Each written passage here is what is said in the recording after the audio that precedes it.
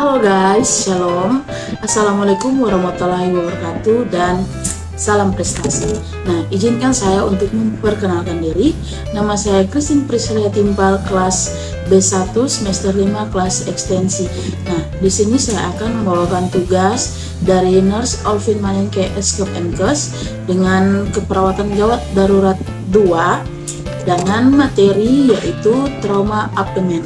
Selamat menyaksikan.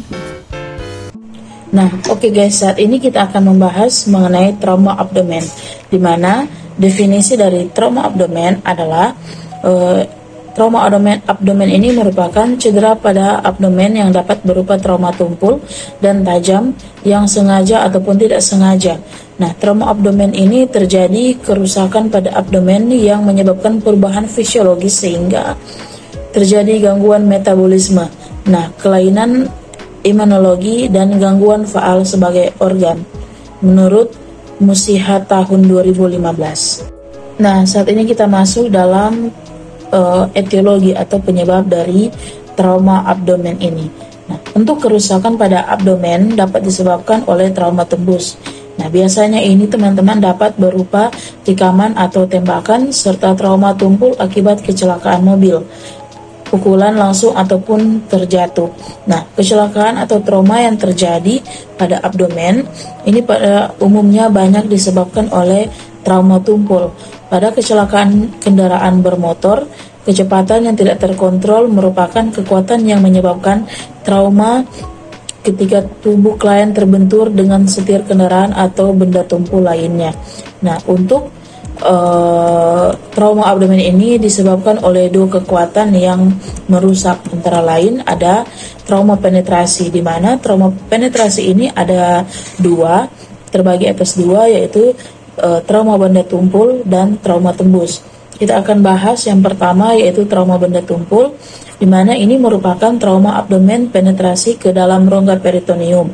Luka tumpul pada abdomen ini bisa disebabkan oleh jatuh, kekerasan fisik, atau terjadinya pukulan, kecelakaan, kendaraan bermotor, cedera akibat olahraga, benturan, atau ledakan deselerasi, kompresi, atau sabuk pengaman, di mana trauma ini 50% disebabkan oleh kecelakaan lalu lintas. Kemudian untuk trauma tembus, ini merupakan trauma abdomen dengan penetrasi ke dalam rongga peritoneum yang disebabkan oleh luka tembak yang menyebabkan kerusakan yang besar dan serius di dalam rongga abdomen. Nah, selain itu teman-teman dapat juga diakibatkan oleh luka tusuk. Dibandingkan dengan luka tembak, luka tusuk ini dapat menyebabkan trauma yang sedikit pada organ interior di abdomen. Kemudian ada trauma non penetrasi, di mana yang pertama ini terkena kompresi atau tekanan dari luar tubuh, yang kedua hancur atau terjadinya tabrakan mobil, kecelakaan, kemudian yang ketiga terjadinya terjepit sabut pengaman karena terlalu menekan perut, kemudian yang terakhir yaitu cedera akselerasi atau deselerasi dengan kecelakaan olahraga. Nah, saat ini kita masuk dalam manifestasi klinis, di mana ada dua, yaitu sudah yang kita bahas di awal, yaitu ada trauma tembus abdomen dengan trauma tumpul abdomen. Nah, kita akan bahas manifestasi klinis yang pertama, yaitu trauma tembus abdomen atau trauma abdomen dengan penetrasi ke dalam rongga peritoneum.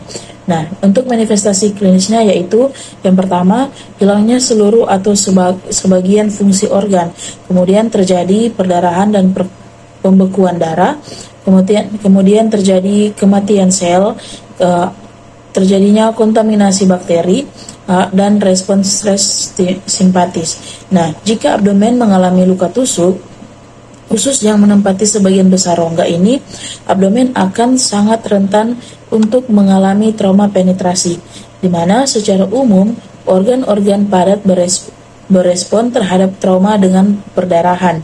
Nah, sedangkan organ berongga bila pecah mengeluarkan isinya. Dalam hal ini, bila usus pecah maka akan mengeluarkan isinya ke dalam rongga peritoneal, sehingga akan mengakibatkan peradangan atau iritasi. Nah, kemudian untuk trauma pada abdomen, trauma tumpul pada abdomen atau trauma perut tanpa penetrasi ke dalam rongga peritoneum dengan manifestasi klinisnya antara lain yang pertama kehilangan darah, kemudian adanya memar atau jejas pada dinding perut, kemudian akan ada rasanya nyeri tekan, nyeri saat diperkusi, nyeri di daerah abdomen, kemudian terjadinya iritasi cairan usus, kerusakan organ. Nah, secara umum manifestasi ini dari trauma abdomen adalah yang pertama laserasi atau memar dan ekomisis. Kemudian terjadinya hipotensi, tidak adanya bising usus, hemoperitoneum, terjadinya ada rasa mual dan muntah, adanya tanda bruit atau bunyi abnormal pada auskultasi pembuluh darah, biasanya pada arteri karotis. Kemudian korban atau pasien tersebut akan terasa nyeri dan sesak. Kemudian terjadi pendarahan atau penurunan kesadaran. Dan tanda KERS adalah nyeri di sebelah kiri yang disebabkan oleh perdarahan limfe. Nah, tanda ini ada saat pasien dalam posisi resumben. Tanda Cullen adalah ekimosis periumbilikal pada perdarahan peritoneum. Nah, kemudian ada tanda Gray-Turner adalah di mana ini ada ekomisis pada sisi tubuh atau daerah pinggang. Nah, pada perdarahan retroperitoneal. Kemudian ada terjadinya tanda balance adalah daerah suara tumpul yang menetap pada kuadran kiri atas ketika dilakukan perkusi pada hematom limfe.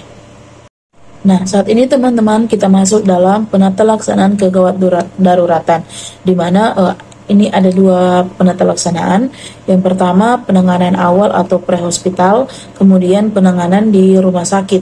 Nah, untuk penanganan awal prehospital ketika kita menemukan korban atau pasien, di mana kita akan melakukan pengkajian untuk menentukan masalah yang mengancam nyawa, di mana ini harus mengkaji dengan cepat apa yang terjadi lokasi kejadian. Kemudian untuk para medik mungkin harus melihat apabila sudah ditemukan luka tikaman, luka trauma benda lainnya, maka harus segera ditangani. Penilaian awal dilakukan prosedur ABC atau airway breathing and circulation jika ada indikasi. Jika korban tidak berespon, maka segera buka dan bersihkan jalan nafas. Nah, saat ini kita bahas mengenai ABC, yaitu yang pertama A, airway, di mana ini membuka jalan nafas menggunakan teknik head tilt chin lift atau mengadakan kepala dan mengangkat dagu. Kemudian kita periksa adakah benda asing yang mengakibatkan tertutupnya jalan nafas, entah itu muntah, makanan, ataupun adanya darah atau benda asing lainnya yang menghambat jalannya nafas. Kemudian B, yaitu breathing, di mana kita memeriksa pernafasan dengan menggunakan cara lihat dengan rasakan. Nah, tindakan ini lebih dari 10 detik untuk Tindakan ini tidak lebih dari 10 detik untuk memastikan apakah ada nafas atau tidak. Nah, untuk selanjutnya lakukan pemeriksaan status respirasi korban dengan kita lihat kecepatan, ritme, dan adekuat tidaknya pernafasan dari korban tersebut. Kemudian untuk C, circulation, di mana jika pernafasan korban tersengal-sengal dan tidak adekuat, maka bantuan nafas dapat dilakukan. Nah, jika tidak ada tanda-tanda sirkulasi, lakukan resusitasi jantung paru segera. Kemudian untuk rasio kompresi dada dan bantuan nafas dalam RGP ini adalah 15:2, di mana yang kita lakukan yaitu 15 kali kompresi dada dan 2 kali bantuan nafas. Nah, untuk penanganan awal trauma penetrasi atau trauma tumpul, ini yang pertama kita stop makanan atau minuman. Kemudian lakukan imobilisasi, kemudian segera mungkin kirim ke rumah sakit. Untuk diagnostik peritoneal lavage atau DPL dilakukan pada trauma abdomen perdarahan intraabdomen. Nah, tujuan dari DPL ini antara lain untuk mengetahui lokasi perdarahan intraabdomen. Nah, indikasi untuk melakukan DPL antara lain di mana pasien terjadi nyeri abdomen yang tidak bisa diterangkan sebabnya. Kemudian ada trauma pada bagian bawah dari dada. Kemudian terjadinya hipotensi hematokrit turun tanpa alasan yang jelas. Kemudian di mana pasien cedera abdominal dengan gangguan kesadaran seperti obat alkohol ataupun cedera otak. Nah, kemudian pasien cedera abdominalis dan cedera medula spinalis, yaitu sumsum tulang belakang. Kemudian pasien terjadinya patah tulang pelvis. Untuk penanganan awal trauma penetrasi atau trauma tajam yang kita lakukan yaitu bila terjadi luka tusuk, maka tusukan entah itu pisau atau benda tajam lainnya, kita tidak boleh untuk mencabut kecuali dengan adanya tim medis. Nah, kemudian bila terjadi luka tusuk cukup dengan melilitkan kain kasa pada daerah antara pisau dan untuk memfiksasi pisau sehingga tidak memperparah dari luka tersebut. Kemudian bila ada usus atau organ lain yang keluar, maka organ tersebut tidak dianjurkan untuk memasukkan kembali ke dalam tubuh. Kemudian organ yang keluar dari dalam tersebut dibalut kain bersih, atau bila kita mempunyai perban steril maka kita balut dengan perban steril. Kemudian kita lakukan imobilisasi pada pasien dan tidak dianjurkan untuk memberi makan dan minum. Kemudian segera mungkin kita kirim pasien ke rumah sakit. Kemudian selanjutnya penanganan di rumah sakit atau hospital, di mana ini ada trauma penetrasi. Nah, untuk trauma penetrasi ini bila ada dugaan bahwa ada luka tembus dinding abdomen, harus dilakukan pemeriksaan luka secara lokal untuk menentukan dalamnya luka. Kemudian lakukan pemeriksaan ini sangat berguna bila ada luka masuk dan luka keluar yang berdekatan.